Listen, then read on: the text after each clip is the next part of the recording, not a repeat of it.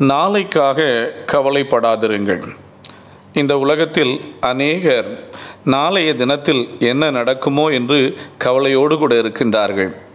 நாளைக்கு தேவைகளுக்கு நான் என்ன செய்வேன் என்று புலம்புகிறவர்களும் அநேகர். என் பிள்ளைகளுடைய வாழ்க்கையில் நாளைக்கு என்ன நடக்குமோ என்று அஞ்சி கொண்டிருக்கிற அநேகர் உண்டு. அன்பான தேவனுடைய பிள்ளைகளே, கர்த்தருடைய ஆவியானவர் சொல்கிறார், மகனே மகளே, நாளைக்காக நீ கவலைப்படாதே, நான் பார்த்துக்கொள்வேன் என்று கர்த்தர் சொல்கின்றார்.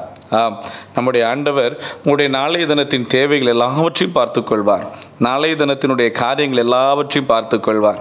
உங்கள் பிள்ளைகளுடைய காரியங்களில் நாளைய தினத்தை குறித்து எல்லாவற்றையும் கர்த்தர் பார்த்துக்கொள்வார். நீங்கள் கவலைப்பட வேண்டாம். கவலைப்படுவதனால் என்ன பிரயோஜனம்? ஒரு பிரயோஜனம் இருக்க போவதில்லை.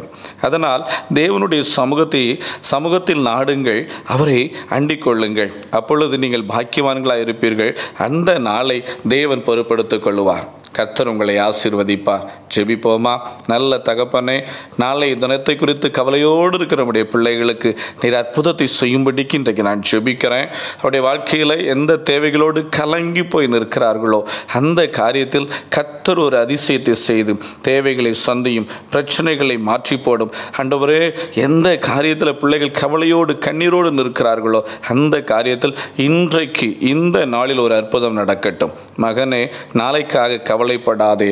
மகளே, நாளைக்காக கவலைப்படாதே. நான் உனக்கு அற்புதம் செய்வேன் என்று தான் கர்த்தர் சொல்லியிருக்கிறார். கலங்காதிருங்கள், உங்கள் கண்ணீர் துடைக்கப்படும். ஆமேன்.